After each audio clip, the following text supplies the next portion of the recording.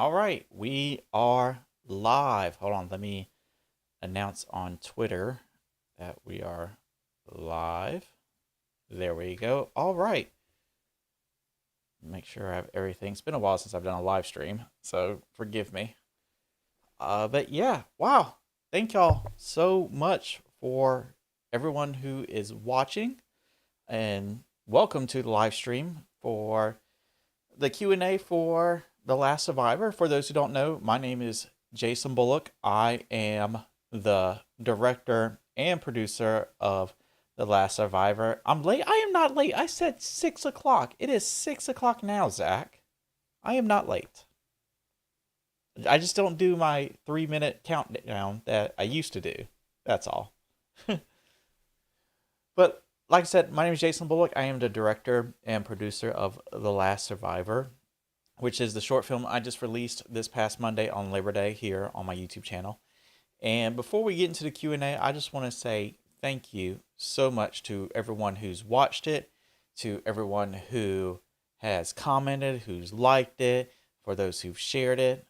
Thank you, because I think, like a lot of artists, I had some doubts when I was working in this film. This film took a little over a year to make, starting from pre-production all the way down to this past Monday when I released it.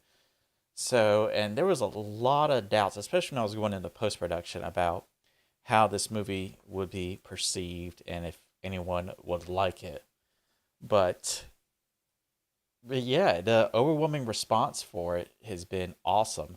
I don't know, for those who are familiar with the YouTube ecosystem, but YouTube disabled the counter for the dislike button. So publicly, you can't see who dislikes your videos. However, on the back end, creators can see how many dislikes they get on a video. And for The Last Survivor, there's been no dislikes whatsoever. It's all been positive. So I want to say, on behalf of the cast and crew, and of course myself, thank y'all so much for watching it. It was pretty good, in my opinion. Watched it a couple of times. Thank you, Zach. It was definitely a labor of love to work on it. And like I said, it took over a year to do, which is weird. I don't think that most people know the difficulty it can be in making a film, even a short film, because you think, oh, Last Survivor was 8.5 minutes long, give or take, and you're like, oh, it's just 8 minutes long. It's not that difficult, and it's not that hard. And that's kind of what you kind of run into also when you do the advertising. Don't, no, Zach, don't change it. Please do not change the dislikes. Please, no, let's keep everything likes. I just realized that I don't have this light on, and that's kind of pissing me off because, that's why I am. Be right back.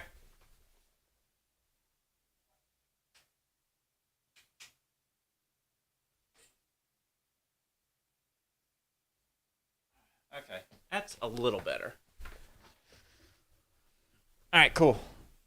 Anyways, what was I saying? Oh yeah, it kind of happens in the advertising world that most people don't realize how difficult it is to make like commercials and videos, because all people think is, oh, it's only an 8 minute, 30-second commercial.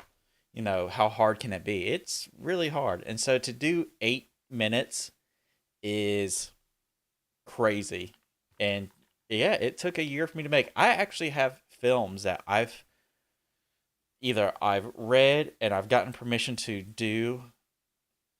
um to do production on them. They weren't written by me. That it's been sitting on my shelf, my computer hard drive shelf, for over 10 years. I still haven't made. There's stuff I've written that I know will take me a few years to develop. I know stuff that'll take me 10 years to develop. So,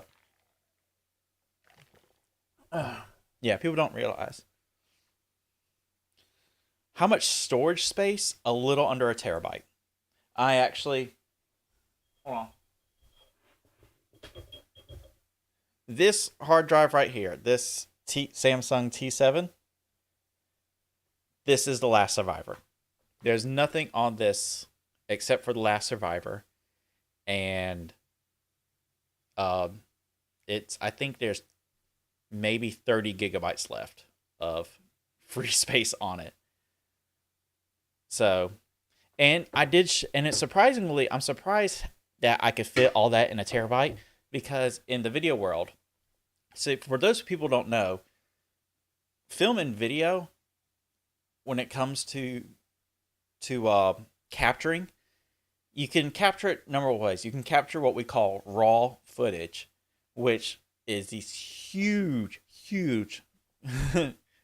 um, files because there's so much data in those video streams that it just makes file size huge. Or you can do compressed, which is, there's not much, the file sizes are smaller. However, there's not much data.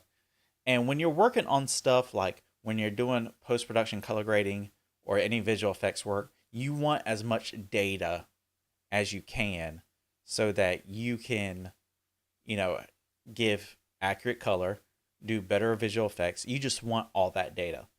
So that being said, we shot it in RAW and we shot it in 6K. So, 4K is basically the norm now. So we shot this in 6K. I shot this on a Blackmagic Pocket Cinema camera, 6K. It was actually my DP's 6K Miguel.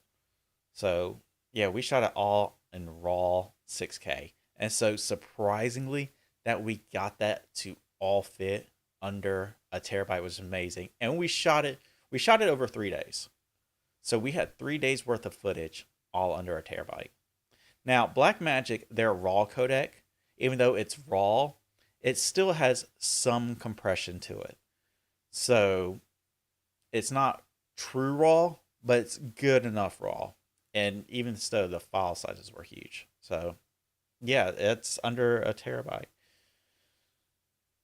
Yeah, dang. Yeah, it's surprising. This is why there's actually a job on set called the DIT, Digital Imaging Technician. And part of their job is to uh, make sure all the hard drives, because that's what majority of films are shot on now. They're hard drives. Unless you're Christopher Nolan that's shooting on IMAX film, you're shooting on hard drives. And so the DIT is responsible for all the hard drives. They're responsible for organizing and labeling. They're responsible to make sure it's backed up. Usually there's a backup on set. And the DIT has its own uh, station on set. And that's all he does. Well, and he also does a couple of other things on set too. But as far as uh, keeping track of storage, that's his job. We did not have a DIT. I was a DIT. So what I did after each night of shooting, or each day of shooting, is that day or that night I came back and I dumped all the footage to this hard drive because this is the hard drive right here that I shoot on. Right here. It's a terabyte and it's shit, I dropped it. Oh well.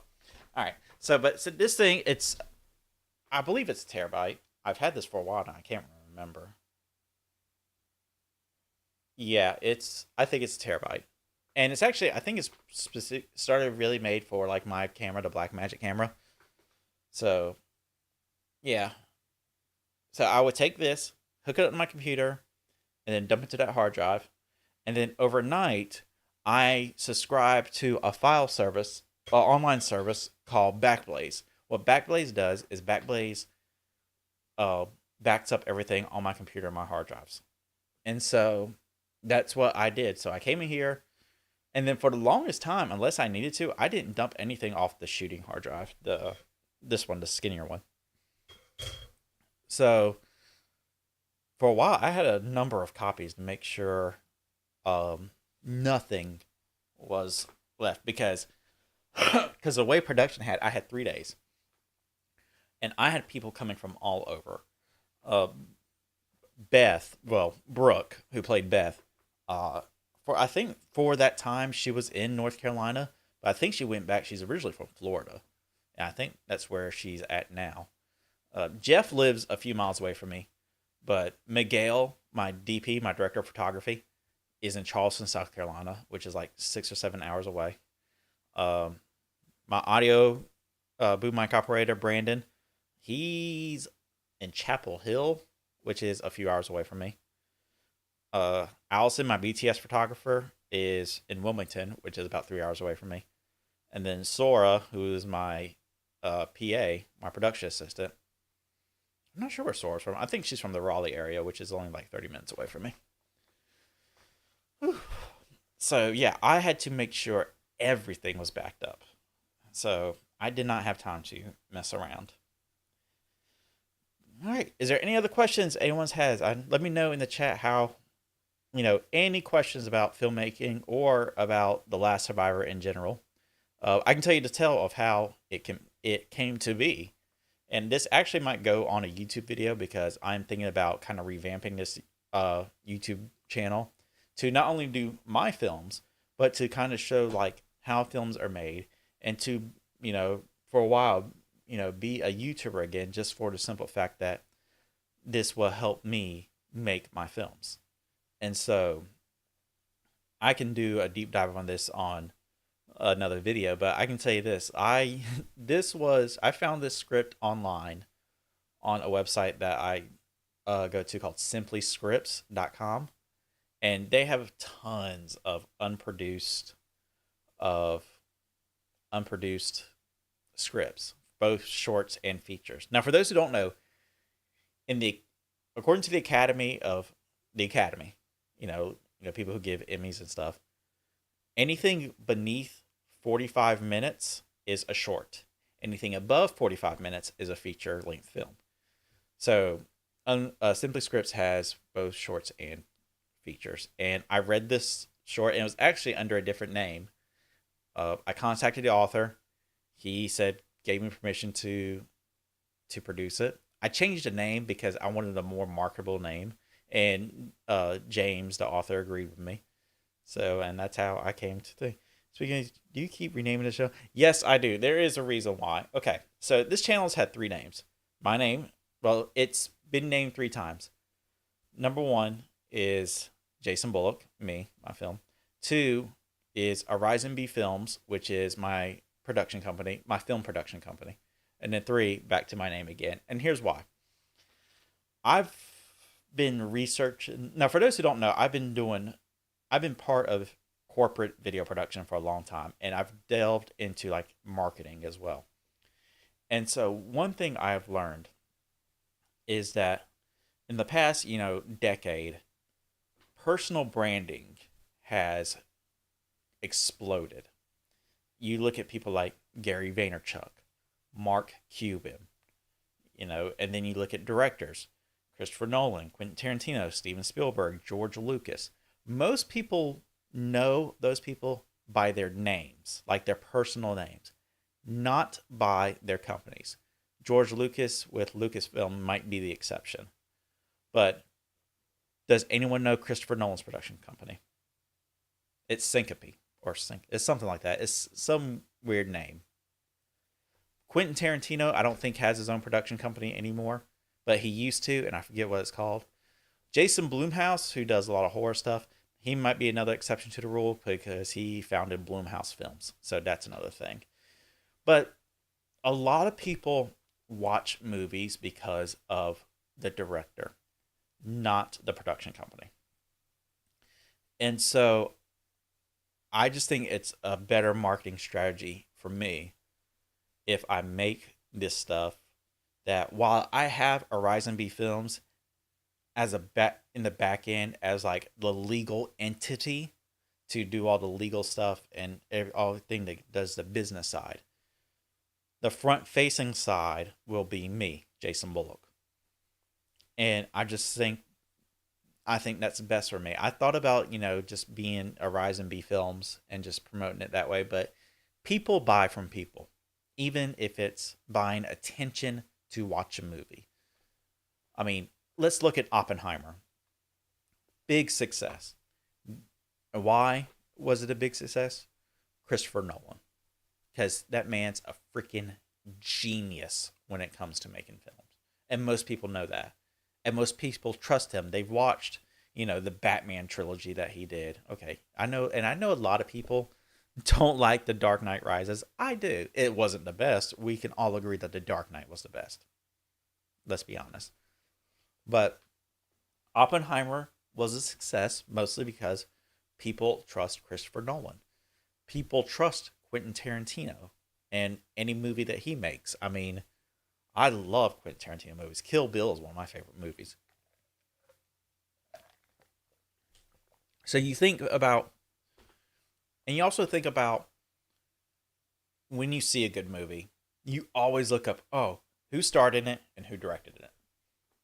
And so I just think it's a better strategy for me. And I want people to trust me so I can be the face. And this is why, and I'm actually thinking about doing a deep dive on this to do a video on why filmmakers and film directors should have a personal brand and start doing more content creation stuff, like either being a YouTuber or doing other things. You know, you can be content creation without being a YouTuber. I just like YouTube. I've been watching YouTube since I was in college. I was watching YouTube before they were bought out by Google. And if that doesn't show my age, I don't know what does.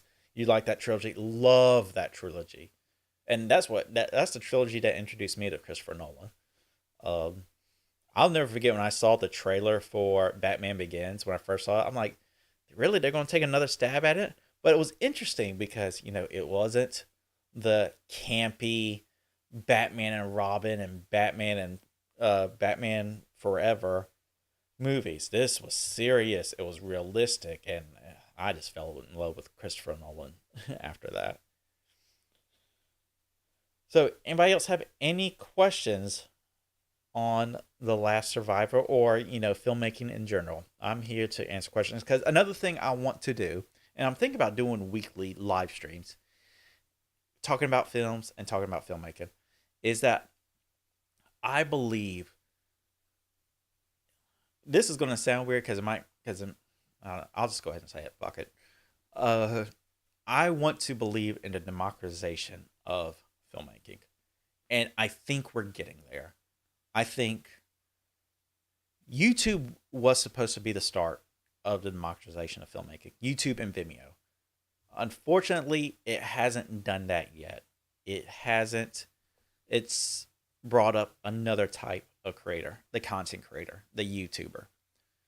So that's not, and so that I think that YouTube is still a good place for filmmakers to get their work done. And I actually have another idea of a video about a director named Noam Kroll who's experimenting with this. But and as much as I love filmmaking and want to make films and make my own films, I also love helping people. When I was in college, I was the guy outside of teachers, and even some of my teachers in college were stupid.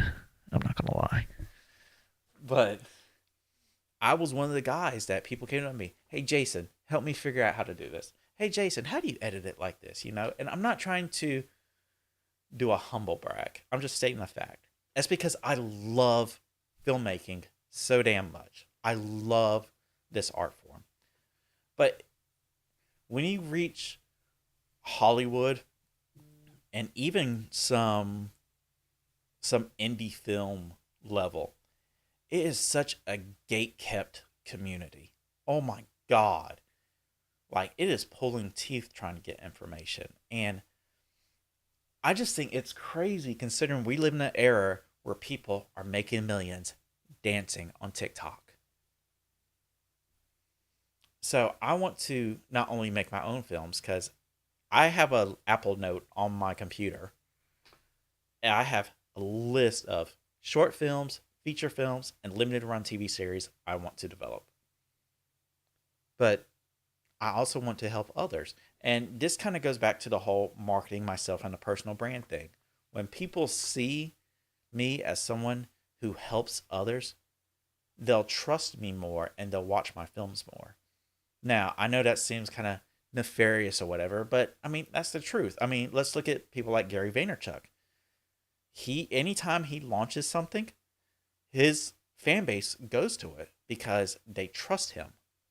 I mean, even his whole NFT thing that he's doing, and I'm going to do a video about NFTs and filmmaking soon.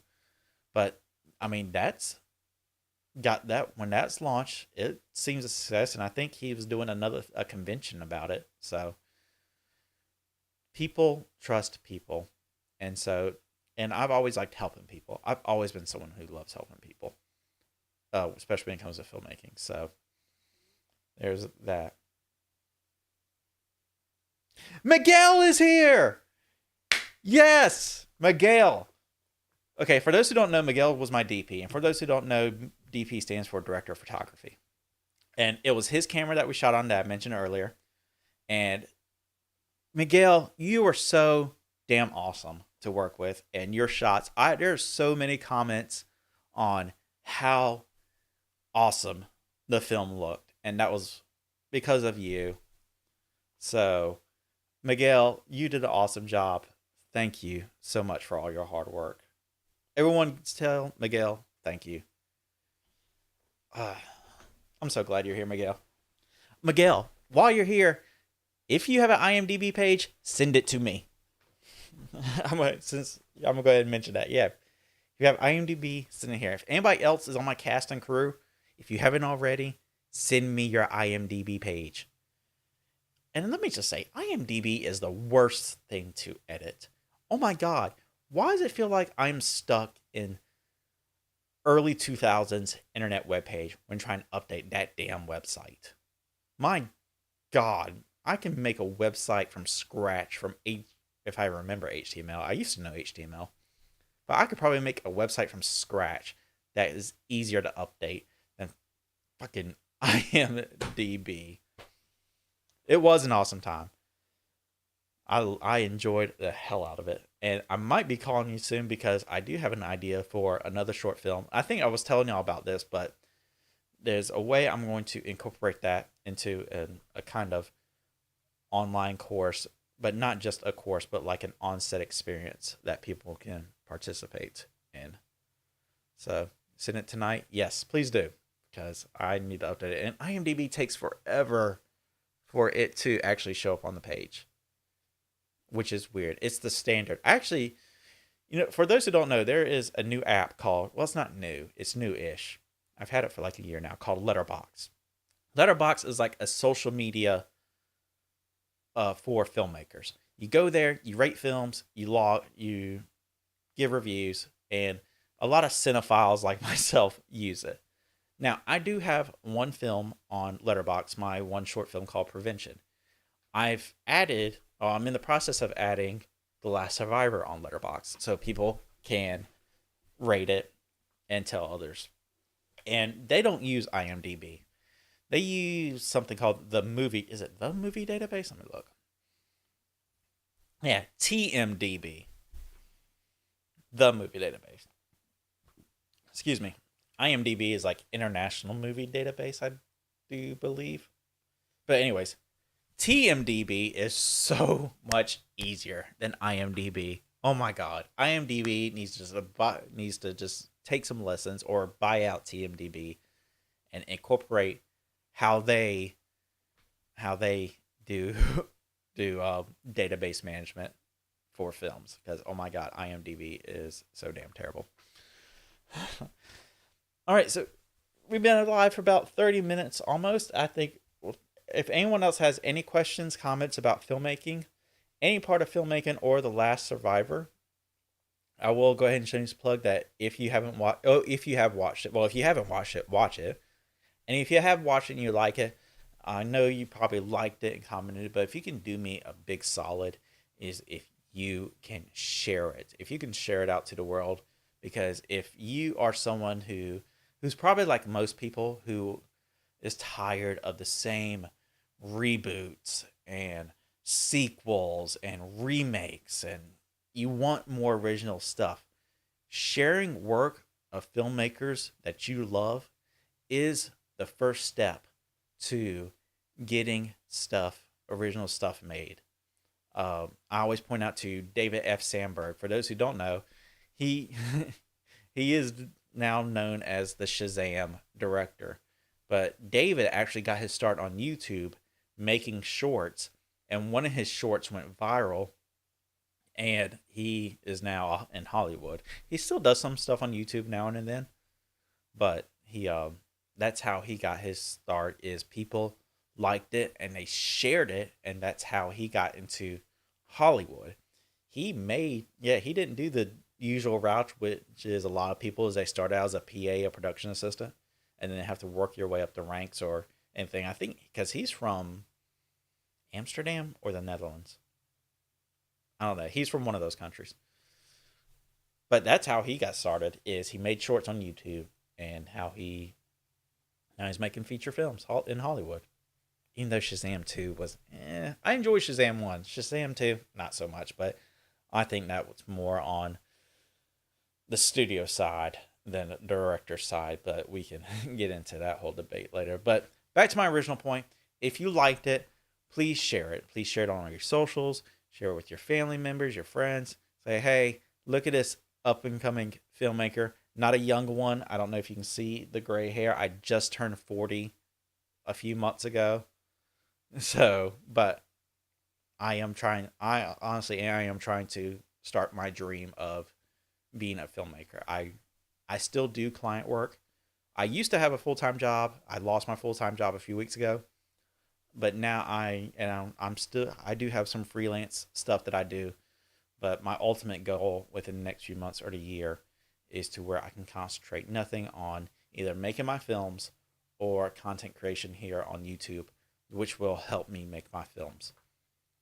So, and like Miguel just said in the chat, sharing is caring. So make sure to share. So any questions on anything with The Last Survivor? Pre-production, production, post-production, or filmmaking in general? I will be glad to answer them. I got a few more minutes, and then I gotta head out and start making some dinner. And it's about to storm here where I'm at. I need to label this.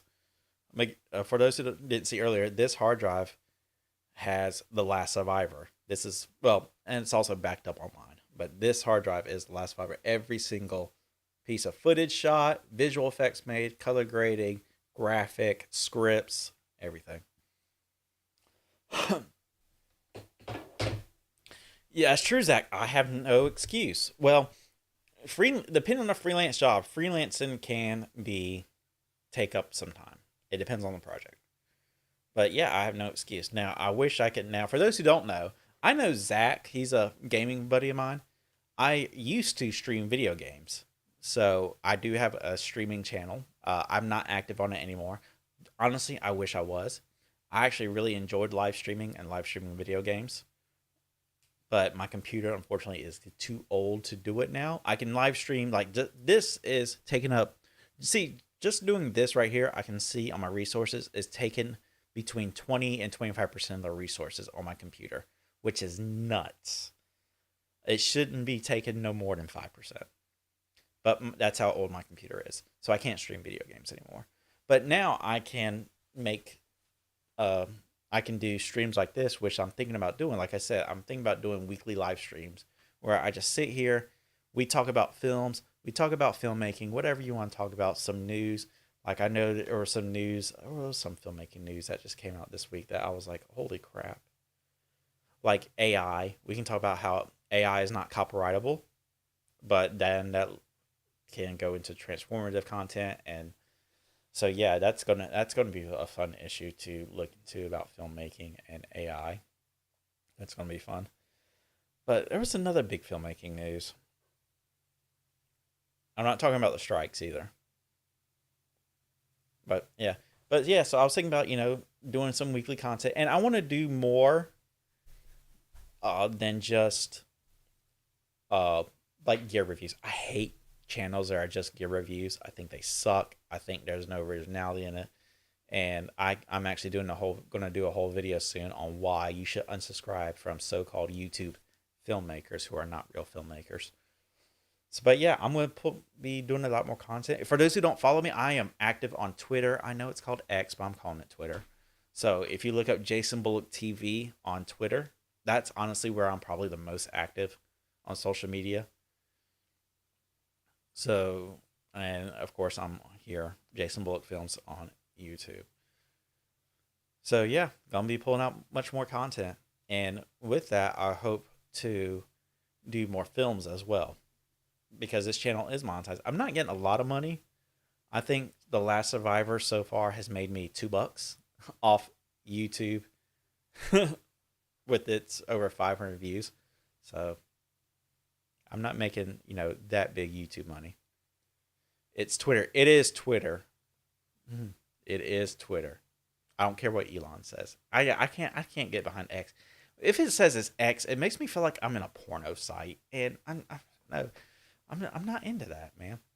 But what camera did you use? I already talked about your camera, Miguel. It is your awesome Blackmagic 6K Pro. Which, okay, funny story about that damn camera. Not Miguel's camera, just that camera in general. I have the Blackmagic Pocket Cinema Camera 6K, the regular version. And it's an awesome camera. I love it. However, when I bought it, a week later, they announced the Pro version. And it pissed me off so much. Because the Pro version has two things that my camera doesn't have. It has a swivel screen, and it has built-in ND filters. And ND filters, for those who don't know, are like sunglasses for your camera.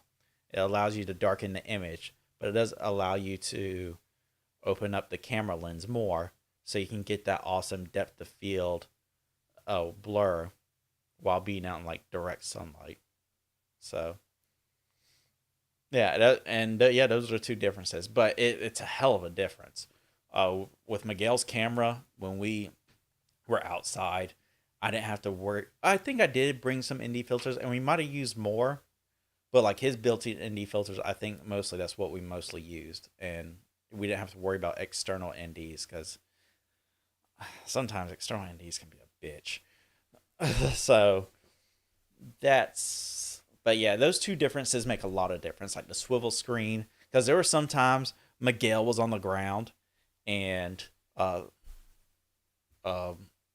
he had to have the screen up, and I was over his shoulder looking, making sure the shot was okay. Um, so yeah, those two things make a big difference. Everything else is the same on the camera. Oh, also battery type. Have they changed? Because my camera uses Canon batteries, which suck. My camera can only last about 30 minutes.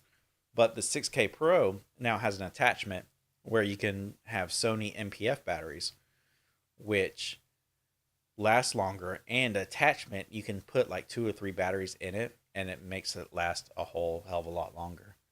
So yep. Built-in ND filters make production a faster process too. It does, because you don't have to worry about And do I have my bag? Okay, be right back. So, for those who don't know, you've probably seen these on the front of cameras. This is called a matte box. And what matte boxes do is they block out sunlight from hitting the lens, unwanted sunlight in the lens. So you don't have unwanted flares. But another thing that matte boxes do is they have slot. Let's see if I can. They have a slot right here. You can see where my fingers are in the matte box. And this is where you put in ND filters. And that can be, you have to slow down the process of production to put the ND filters in versus just pressing the button on the camera to allow just to have the ND filter go in front of the sensor. That V mount, is it V mount? Can't. Are you talking about my V mount battery? Because I do have a V mount battery for my camera. All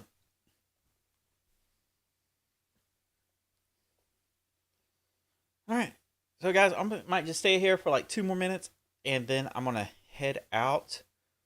But let me know if you have any more questions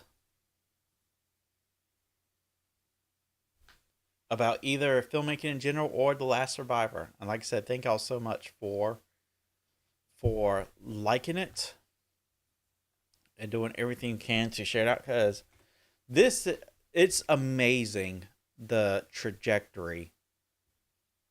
And I'll be transparent with you. Hold on one second.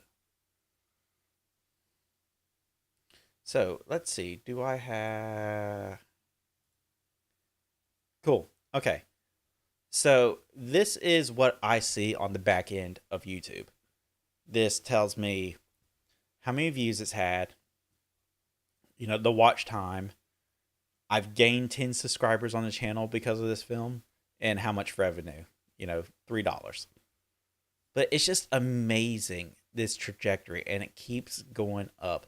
There's a little bit of a plateau now, but it's still going up. And that's just amazing to me that y'all are enjoying this film so much. And like I said, I can, here on YouTube, if you can see it right here, 100% likes on The Last Survivor. It's crazy.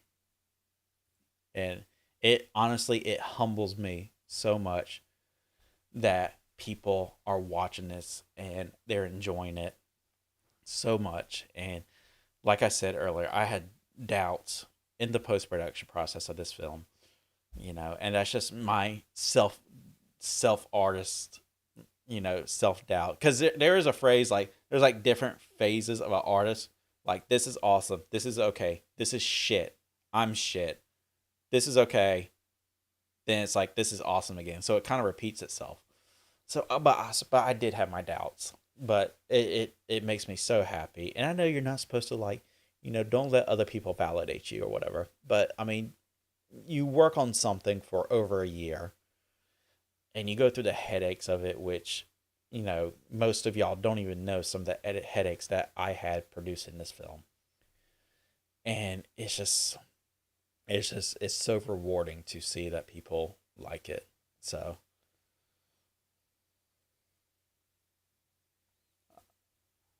thank you so much, Zach. Yeah, I but here's the thing. I'd for batteries on the Black Magic is I'd rather have like the attachment that comes with the Pro that you can put the MPF batteries than worry about some big honky external battery.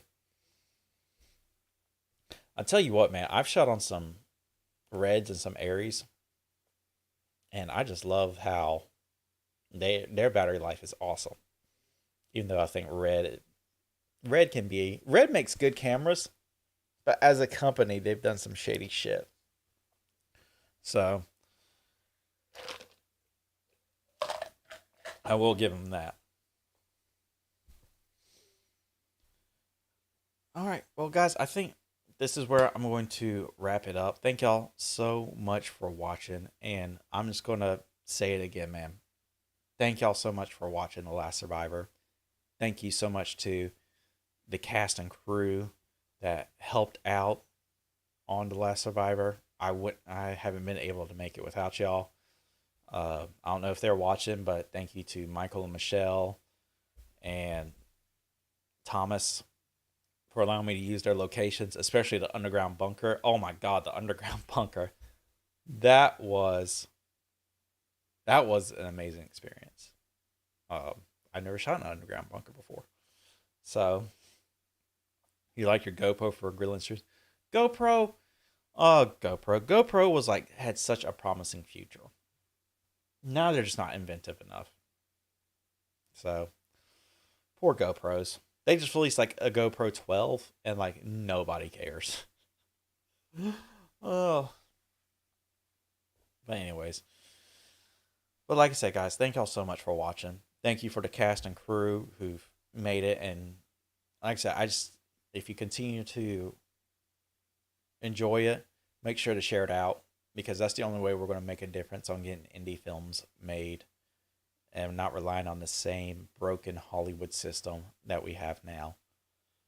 But thank y'all so much, guys. Like I said, make sure if you haven't already, subscribe to this channel. I'm going to do the YouTube thing. Subscribe to the channel with notifications on, so you know when I start uploading more content again. I'm going to start recording videos this upcoming week, and hopefully I'll become a better filmmaker from it, and we'll continue to make some awesome, awesome films with people like Miguel and a bunch of other awesome people. All right, well, that's it for me, guys.